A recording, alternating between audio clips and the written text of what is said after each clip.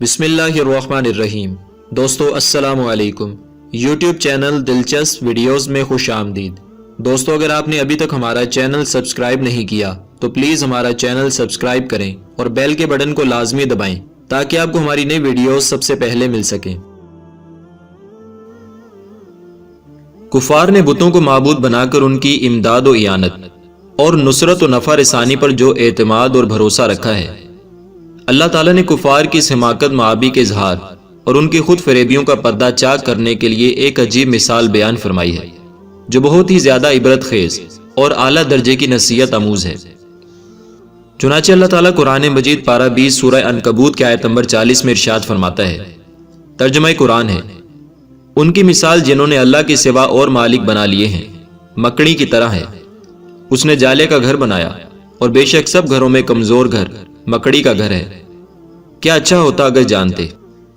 مطلب یہ ہے کہ مکڑی جالے کا گھر بنا کر اپنے خیال میں مگن رہتی ہے کہ میں مکان میں بیٹھی ہوئی ہوں، مگر اس کے مکان کا یہ حال ہے کہ وہ نہ دھوپ سے بچا سکتا ہے، نہ بارش سے، نہ گرمی سے محفوظ رکھ سکتا ہے، نہ سردی سے حفاظت کر سکتا ہے، اور ہوا کے ایک معمولی جھونکے سے تہس نہس ہو کر برباد ہو جایا کرتا ہے۔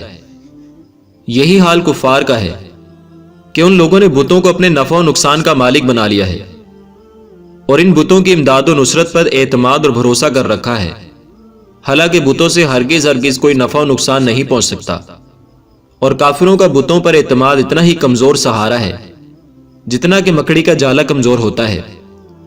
کاش کفار اس بات کو سمجھ لیتے تو یہ ان کے حق میں بہت ہی اچھا ہوتا۔ دوستو، مکڑی ایک عجیب الخلقت جانور ہے۔ اس کے 8 پاؤں اور 6 آنکھیں ہوتی ہیں۔ یہ بہت ہی قناعت پسند جانور ہے، مگر خدا کی شان یہ کہ سب سے حریص جانور یعنی مکھی اور مچھر اس کی غذا ہیں۔ مکڑی کئی دنوں تک بھوکی پیاسی رہ سکتی ہے، مگر اپنے جالے سے نکل کر غذا تلاش نہیں کرتی۔ جب جالے کے اندر کوئی مکھی یا مچھر پھنس جاتا ہے تو یہ اس کو کھا لیتی ہے، ورنہ صبر و قناعت کر کے پڑی رہتی ہے۔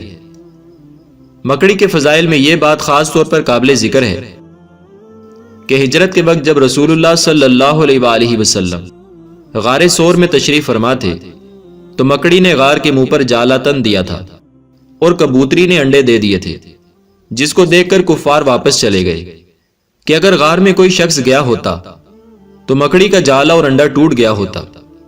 حضرت علی رضی اللہ عنہ سے مروی ہے کہ آپ نے فرمایا کہ اپنے گھروں سے مکڑیوں کے جالوں کو دور کرتے رہو کہ یہ مفلسی اور ناداری کا باعث ہوتے ہیں۔ دوستو، ویڈیو پسند آئے تو اسے لائک اور شیئر کریں اور ہمارا چینل سبسکرائب کرنا نہ بھولیے گا۔ شکریہ۔